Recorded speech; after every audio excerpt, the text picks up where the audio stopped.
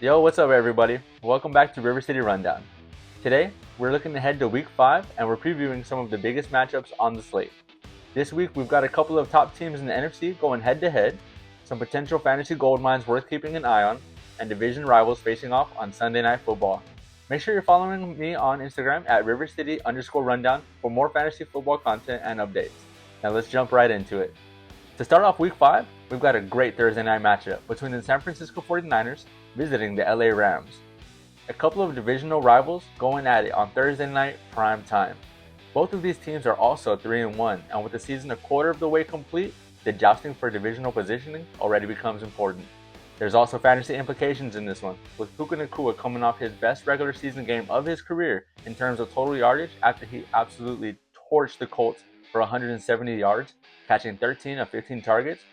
Matthew Stafford was also hitting on all cylinders as he totaled 375 pass yards, and it's also worth noting that it was a relatively modest game for both Kyren Williams and Davante Adams, so this Rams offense has another level that they could potentially unlock.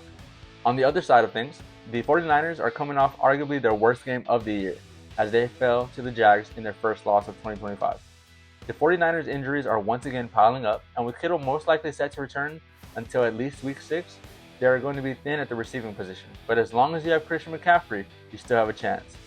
There's always some element of surprise that takes place in these divisional matchups, so I'm really looking forward to this one on Thursday night. On the 49ers side of things, I'm looking to see how well the Rams can do at containing Christian McCaffrey, who's been Mr. Do-It-All for the Niners this season, and if Jennings and Pearsall cannot give it a go, then Demarcus Robinson may be worth taking a look at in terms of flex play. On the Rams side of things, Puka Nacua, Davante Adams, and Kyren Williams are all guys I'm looking at to have monster games. The 49ers defense is not what it used to be, and with the injury to Nick Bosa for the rest of the year, the pass rush is significantly weakened, which will allow for Stafford to have time and to pick apart the defense and get all his receivers plenty of opportunities down the field. I'm looking to see how legit this run defense of the Rams is as they try and bottle up Christian McCaffrey and whether or not they could shut him down. I also want to see what the Rams do with the opportunity to take advantage of an already hurt San Francisco team. My prediction in this one is that the Rams best the 49ers by a score of 31-14. Puka Nacua adds his third consecutive 100-yard receiving day, and Matthew Stafford throws for just over 275 yards. Game number 2, the Broncos visit the Eagles in Philadelphia. Starting off on the Broncos side of things, they looked sharp in their matchup against Cincy on Monday Night Football. J.K. Dobbins became the first running back in the Broncos' Sean Payton era to rush for at least 100 yards as he totaled 101 yards and did sit out for the last 4 minutes of the game. Courtland Sutton looked incredible and Nix was making it happen through the air as well as his legs. The defense held Cincinnati to 3 points and did not allow the Bengals back into the red zone after their first initial drive of the game. On the Eagles side of things, the Eagles have had some up and down games in 2025 and some games that have gotten extremely close. But at the end of the day, they're one of 2 remaining teams that are undefeated in the league, and they continue to find a way to pull out these games. They're not predictable because on any given Sunday, it can be any person's game. Whether it be the passing game in full effect, it could be Jalen Hurts or Saquon Barkley. Their run game is their MO, but when that's not working, they do have 2 number 1 receivers that Hurts can get the ball to and a vertical threat tight end who can make an impact. What I'm going to be watching for is whether or not this Denver defense can slow down or even contain Philadelphia's incredible run game. Also, I'm looking to see whether or not Bo Nix and the receivers of the Broncos can take advantage of the Eagles' defensive backs. Also, was their run game legit or was it an outlier because of how bad Cincinnati's defense really is this season? These 2 teams are going to find out a lot about themselves by the time the game clock hits triple zeros. My prediction in this one is that the Broncos pull this one out by the slimmest of margins, as they hand the Eagles their first loss of the season with a score of 28-27. Although I do expect Saquon Barkley to have a monster game, but it won't be enough for the Eagles to come out on top as they fall to 3-1. Kicking off the afternoon slate of games, we've got the Tampa Bay Buccaneers visiting off against the Seattle Seahawks. This is going to be a matchup of 2 of the top teams in the NFC going head to head, as well as 2 of the best receivers in the game looking to one-up each other every chance they get, with Jackson Smith and Jigba going up against Emeka Egbuka. The fantasy implications are running rampant in this one. Egbuka is poised for an opportunity to have possibly his biggest game of the season. Chris Godwin will look to get his legs underneath him even more after returning for the first time last week in the Buccaneers game against the Eagles. I do expect that Godwin will have his first touchdown of the year in this game coming up against the Seahawks. Can Baker lead the Bucs to a bounce-back win, or will Sam Darnold, Kenneth Walker, and Jackson Smith-Njigba get the last laugh, leaving no doubt about their position in NFC standings? The Buccaneers side of things, as Baker and the Bucs go toe-to-toe with another solid competitor in the NFC, I think the Bucs are looking to do their work early in this one. They don't want to leave it to chance and have anything come down to the wire, as the last 3 games have been exactly that.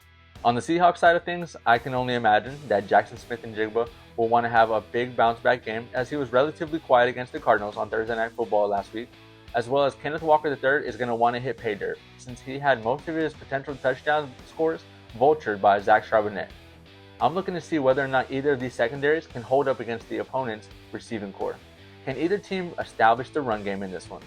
My prediction is that Seattle hands Tampa Bay their second consecutive loss and firmly position themselves among the top 4 teams in the NFC with a solid showing from every level of the game: special teams, defense, and offense. I've got the Seahawks taking this one by a close margin of 24-17. And in the other afternoon game, we've got the Washington Commanders visiting the LA Chargers. Jaden Daniels makes his awaited return in this one. However, I've got the implications being more leaning towards the Chargers side of things, as all Chargers pass catchers will look to have a big day. Also, can Omarion Hampton stay hot? On the Chargers side of things, I've got everybody getting involved in this one, and I think that the Chargers are going to handle the Commanders secondary, as Herbert is going to look to be efficient and get everyone involved, and yes, that means Ladd McConkey too. I do think that he is going to have the best game of his year so far, but what I'm watching for most is whether or not the Chargers can bounce back after their terrible looking loss that they faced to the New York Giants last week. I think Justin Herbert gets Ladd McConkey involved, and that he finally cracks 100 receiving yards for the first time this year, and Hampton builds off his dominant 2-game stretch thus far and gets in the end zone for a 3rd week in a row. My bold prediction is that the Chargers run away with this one with a score of 27-13. And to close things out on Sunday Night Football, the New England Patriots visit the Buffalo Bills, a great divisional matchup in prime time. Josh Allen and Drake Maye go head-to-head in this one, and I think James Cook is only going to look to continue on his stellar year, as he has scored a touchdown in every single game of the season so far. Could this also be the Stephon Diggs revenge game? He's come on as of late, and he's coming off of his best game of the season so far. On the Patriots side of things, I do expect Drake Maye and the Patriots receivers to try and expose the Bills defense by using his legs and spreading the ball around to multiple playmakers, as the Patriots have done effectively this year. Bills rank among the worst defenses when defending against the run, so this could be another opportunity for Dravion Henderson to come on in a big way, a week removed from scoring his first career touchdown last week against the Carolina Panthers. On the Bills side of things, Josh Allen is going to be Superman once again and do whatever is asked of him to make sure that they lead the Bills to a win in this one. I expect he will get Keon Coleman and Dalton Kincaid involved in this one.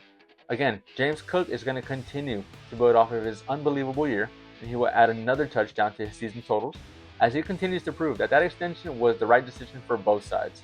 What I'm watching for most is the great quarterback matchup between Josh Allen and Drake Maye. I also think that James Cook has solidified himself after this matchup as a top 5 running back in the league, as well as wanting to know which receiver for either team will show up and be the difference maker for their respective team in this game. My prediction is that Josh Allen leads the Bills to a 38-21 win, and he personally accounts for 4 touchdowns. Now here are the rest of the games that are still worth a quick mention. We got the Vikings visiting the Browns, as both teams face off in London. We're going to see a battle of 2 of the top defenses in the entire league going head-to-head here. It's really going to be a question of which has more offensive firepower to pull this one out, and I'm definitely leaning towards the side with Justin Jefferson on their team. I've got the Vikings winning this one. You've got the Cowboys visiting the Jets. I think this is going to be more a question of who has the ball last. I expect both of these defenses to get gashed for big plays throughout the game, but I think that which offense is more efficient will be the winner in this one.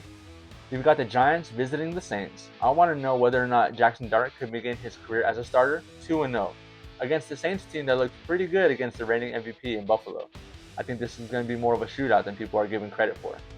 You've got the Raiders visiting the Colts. This is going to be another great test for that Raiders O-line. Will the Raiders deploy Ashton Jeanty in a similar way that they did against Chicago last week? We can only hope. Dolphins visiting the Panthers. You've got Tedero McMillan, breakout game incoming. You heard it here. You've got the Lions at the Bengals. This is going to be a big test for that Cincinnati O-line against the great pass rush. Not to mention having to try and contain the number 1 offense in the NFL. Straight steamroll. Lions by a mile.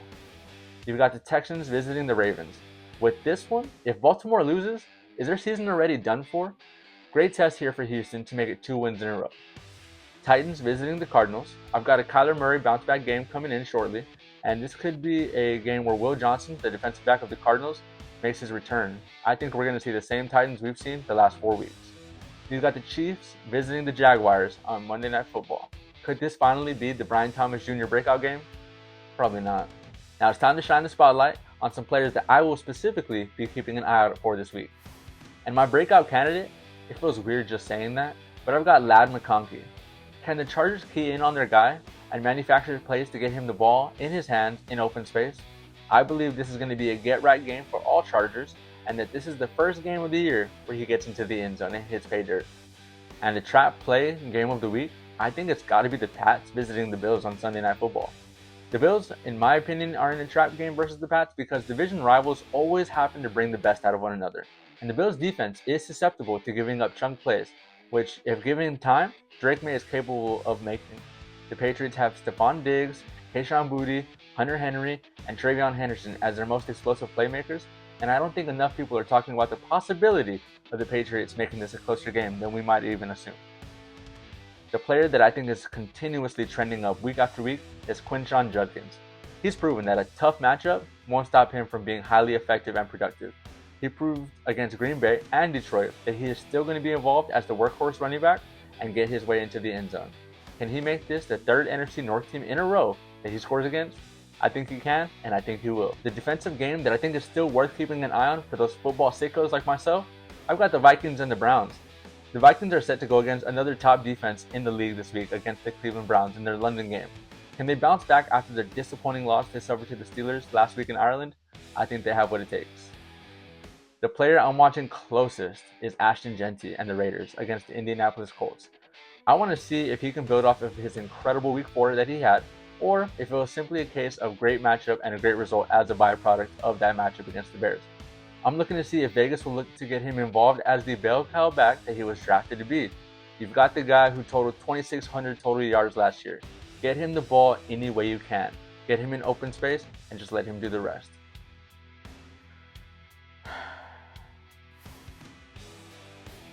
And what's at stake here with Week 5? Well, this Thursday night football game between the 49ers and Rams could shake up the entire NFC West division, depending on who comes out on top and takes their record to 4-1. If Baltimore manages to lose, they'll put their season in jeopardy of missing the playoffs barely a quarter of the way through the season. Now, this could be a statement game for CJ Stroud to all the people who doubted him and prove that the former Offensive Rookie of the Year is still capable of leading this Texans team to some wins. Now, I'm looking to find out what matchup you're most excited to watch this week, whether it be because of your hometown team or the guys that you've got on your fantasy team. Drop it in the comments below. I'd love to find out and talk some ball with you. Alright, and that wraps up my Week 5 matchup preview. My most intriguing matchup this week is the Sunday night game that we get to see between the Pats and the Bills. That's the main one I'll be locked into. If you enjoyed the episode, be sure to follow River City Rundown on Instagram at rivercity_rundown for extra fantasy football content and updates. And don't forget to subscribe wherever you're listening. On the next episode, we'll be talking about the starts and sits heading into the weekend before it gets to the Thursday night matchup. I'll see you then.